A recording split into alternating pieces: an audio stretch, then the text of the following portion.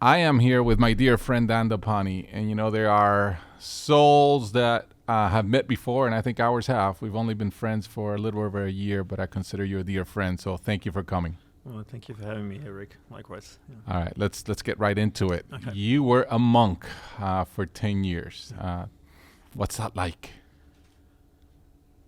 Pretty intense, and it's a little bit hard to describe. I would say, there's a lot of people that say they've lived in monasteries, and a lot of them haven't really lived in a monastery. They've gone for a 6-month retreat and pretended to be a monk.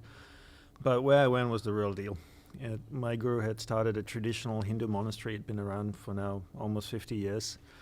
So you took vows of celibacy, renunciation. I spoke to my parents twice a year on the phone, no emails, no communications with them, any sorts. Never spoke to any of my friends or relatives again. You lead a very strict, disciplined life, 3 meals a day.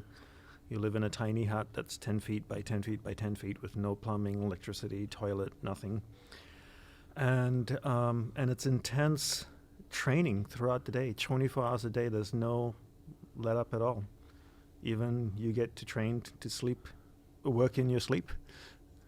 That is incredible. How long were you at the monastery? 10 years.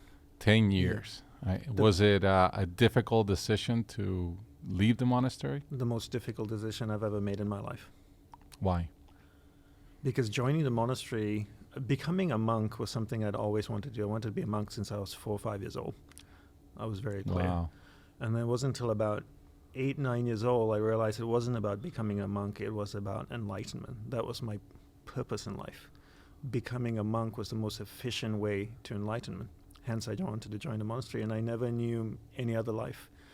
So when things changed in the monastery after my guru died, I stayed for 7 more years. He died 3 years after I joined. I stayed for 7 more years. I felt we were going down different paths. And I felt the best thing to do was to leave, and that was the most difficult decision I've ever made. What was re-entry into the normal world, if you may? Not that the monastery is not normal, but Right. the everyday world. What was that like?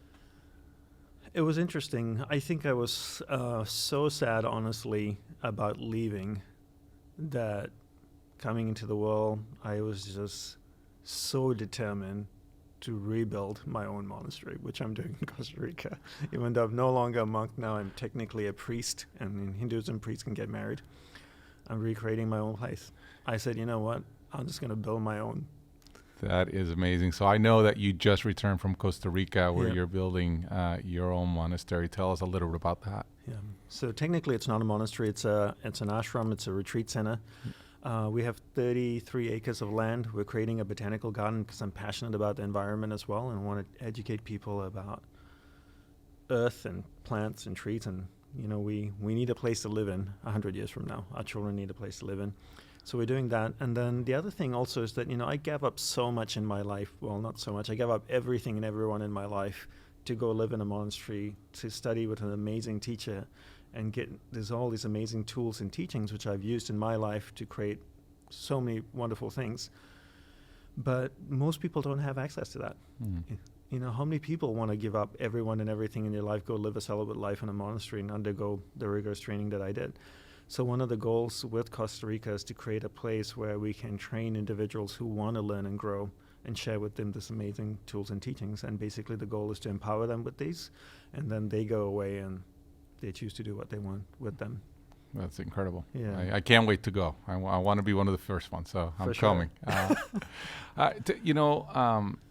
In my when I'm alone, there's something that you taught me that I've heard you say many times, which is where your awareness goes, your energy goes, and that resonates in my head constantly as a reminder of the power of mindfulness.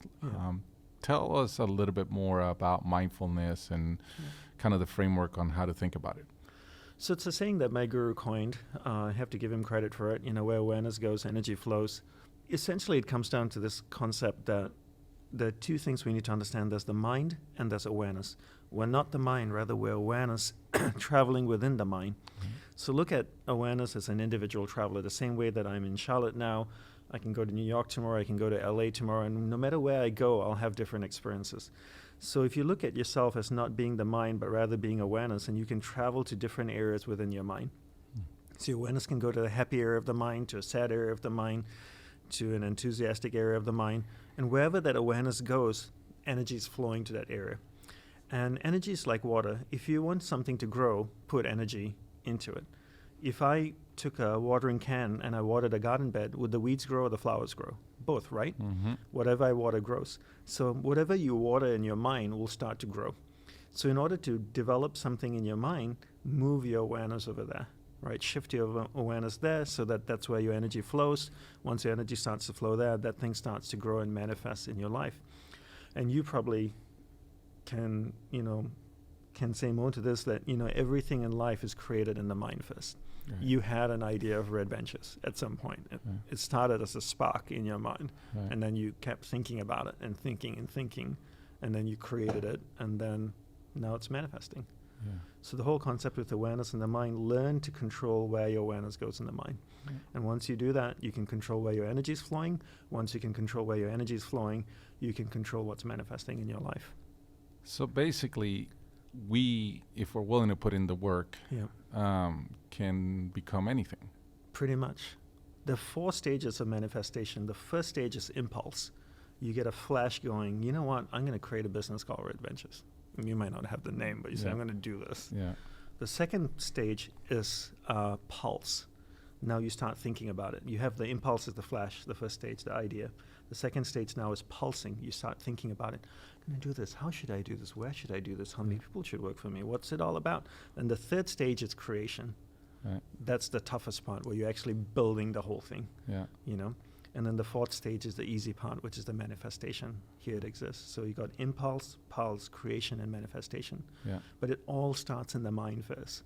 Yeah. And that's why I always learn to control your awareness. Because once you can control your awareness, you can move your awareness to a particular area of the mind, hold it there long enough so that enough energy starts to go to that particular area of the mind, and it starts to manifest in your mind. Everything manifests in the mental plane before it manifests in the physical plane.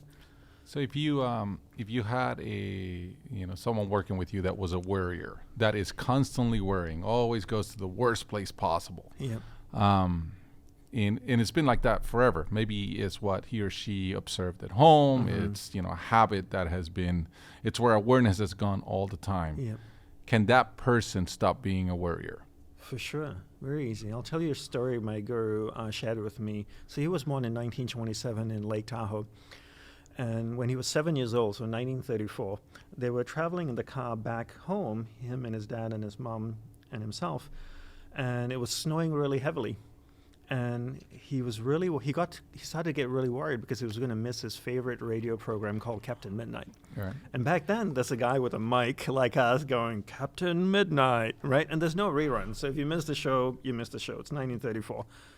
So it's snowing really heavy, and he's thinking to himself, oh my God, what if we get stuck in the snow? We're not going to make it back. I'm going to miss this episode. I'm not going to hear it. Oh my gosh, I think we're going to get stuck. And at 7 years old, all of a sudden he had this realization. He saw his awareness leaving the present moment, going into the future, creating a situation in his mind where they were stuck in the snow, coming back into the present and worrying about it. Yeah. And then he said to himself at 7 years old, wait a minute, we're not stuck in the snow yet. We're still moving. We're still on time to get home to watch my show.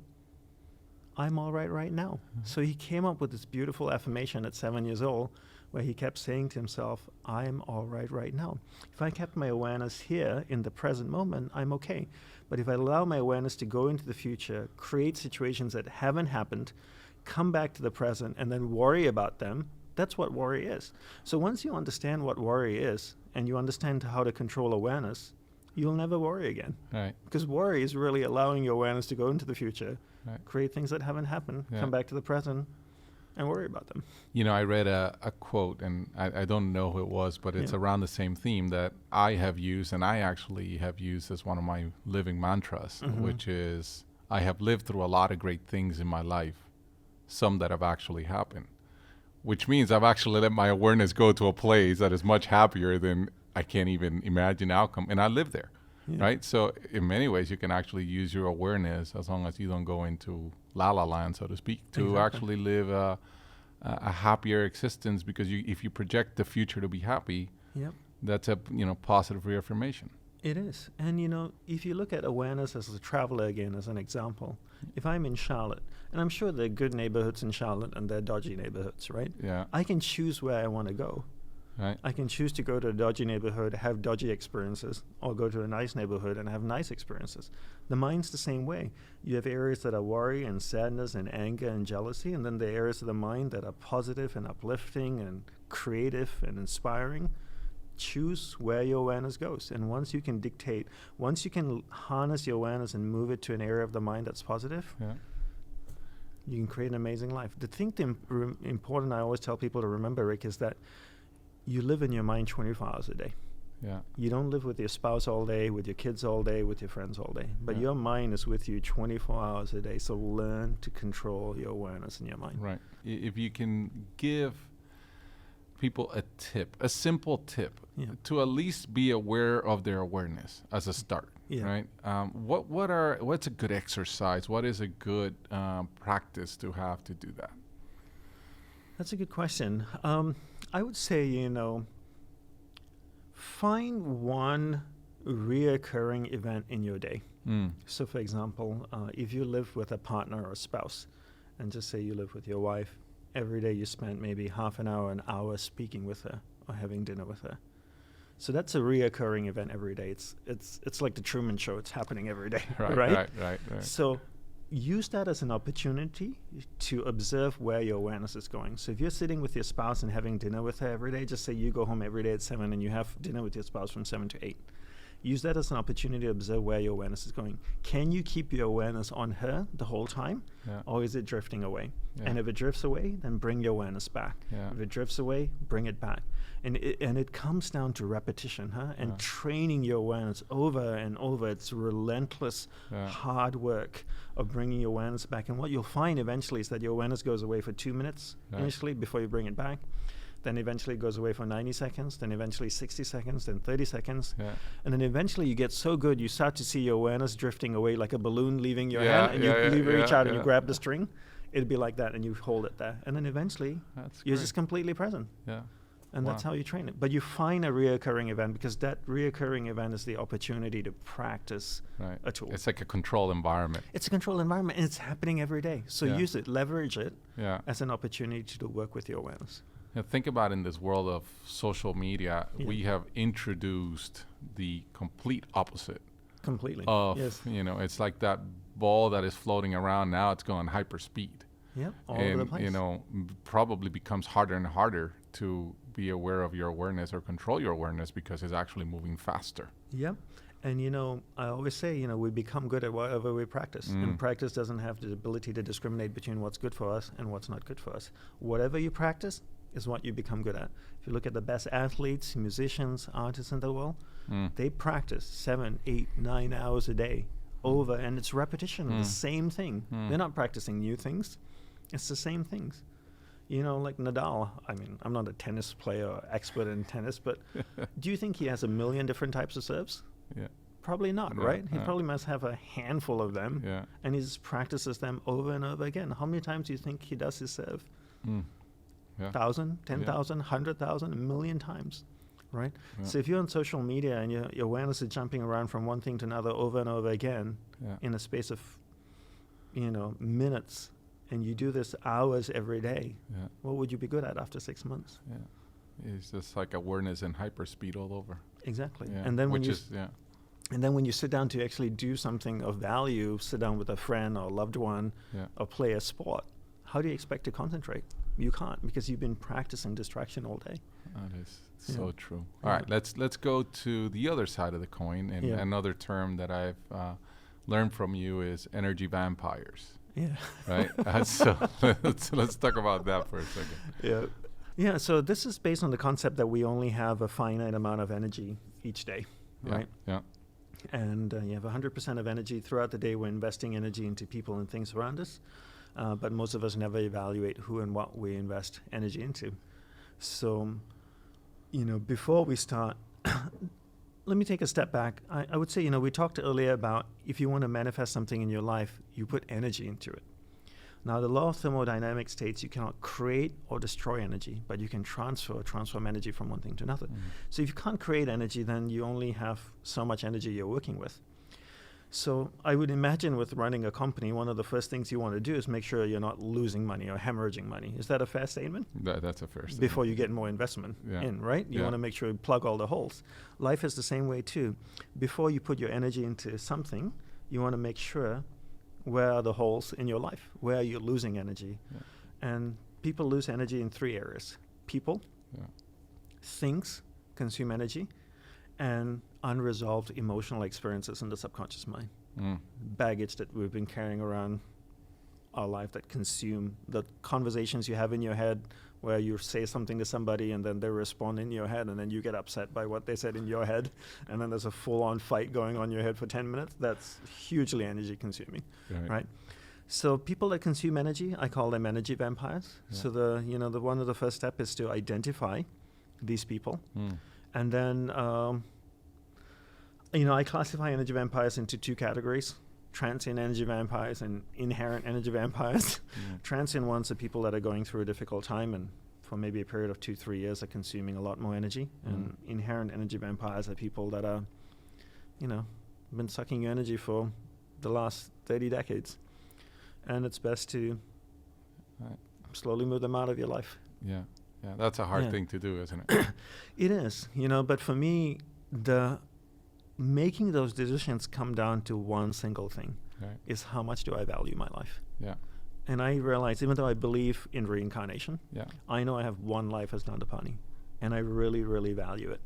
And when my guru was dying, one of the last things he said on his deathbed was, what an amazing life. I would not have traded it for anything in the world.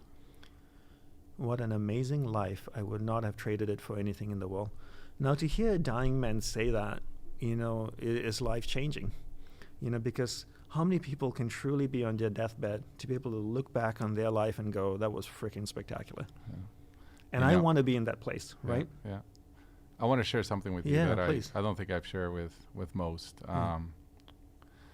It was this gift that I got on kind of my second life. And I've decided that I have only one test left in life.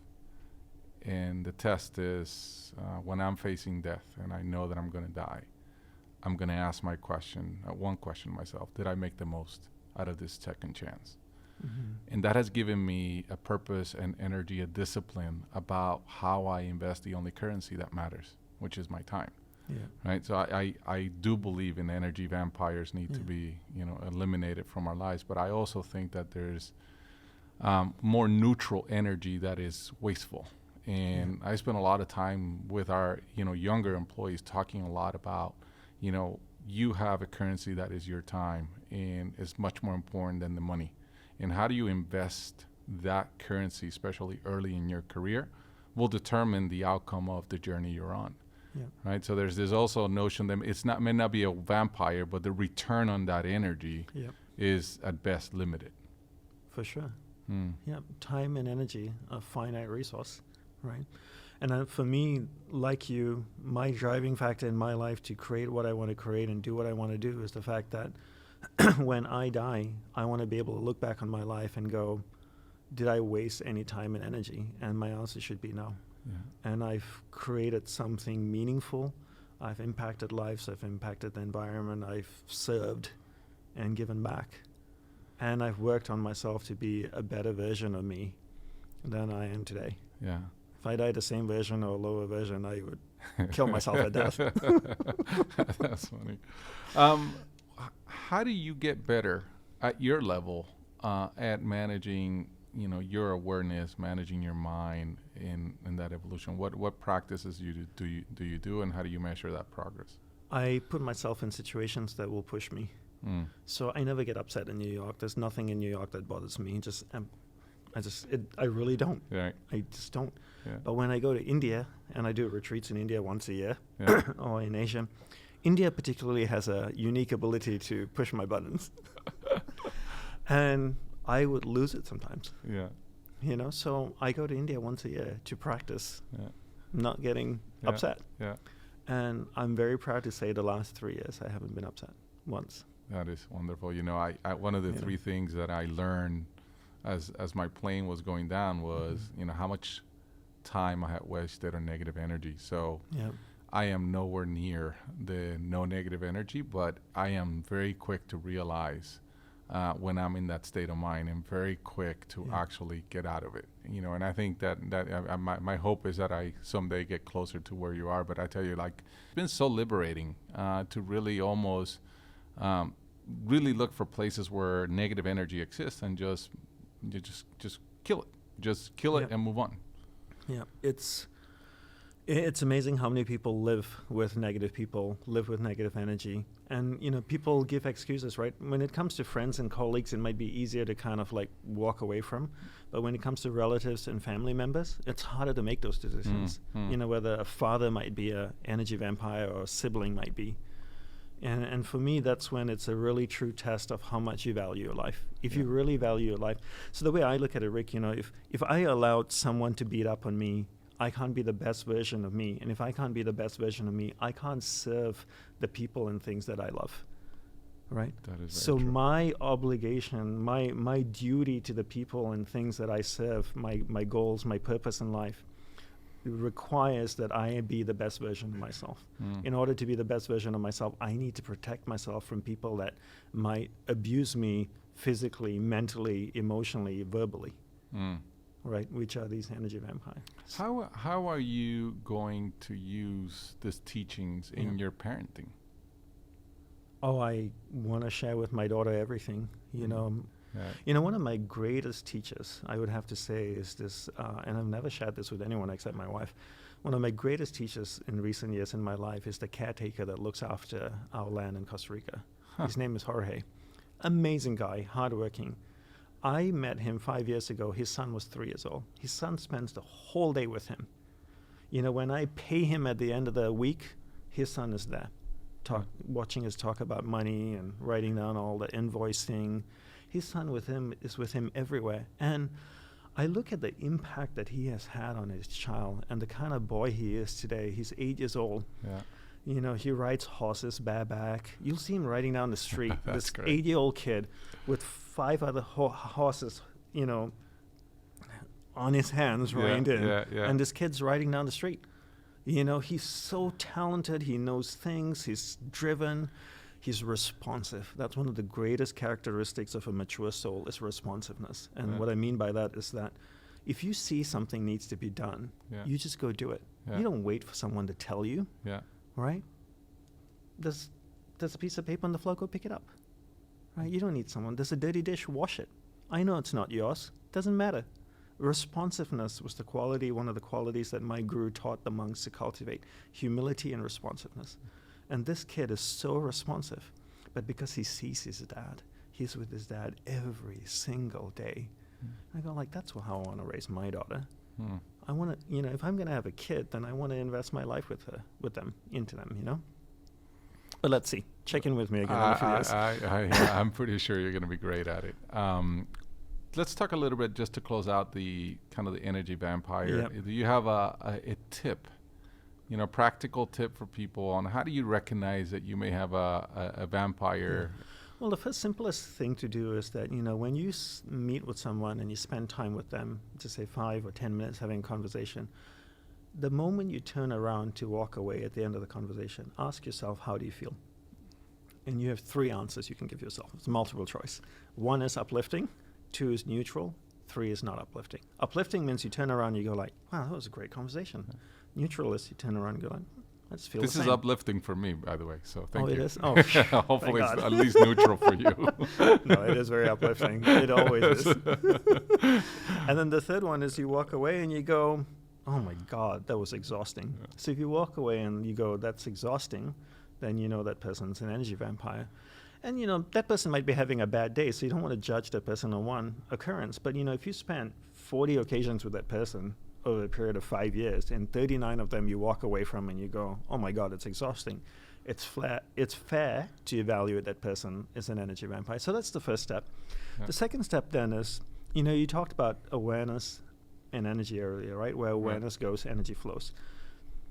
The easiest way to let go of someone or to get someone out of your life is to stop letting your awareness go to them. Because every time, so for example, if you're my energy vampire and my awareness goes to you, then my energy is flowing to you. Because where awareness goes, energy flows. And if my energy is flowing to you, then I'm building an energetic connection with you. And that pulls me closer to you. So if I don't want to build an energetic connection to you, the first step is to control my awareness. And every time I start thinking about Rick, I move my awareness away and go, I'm not going to think about him. No. I every year I have I go look back, and now this is the time of the year to do this, and you look about, okay, who do I meet this year? And you were very much at the top of my list last year that, was energy positive, right? And that I want to cultivate the relationship that I want to learn from. And so I am so grateful you're here, and you're such a dear friend. No, likewise. And it's amazing what you're doing. And Great. Anytime you invite me back, I'll come work with you. You're a good man. Thank you. Right. Thank you for your energy. Thank you, Rick.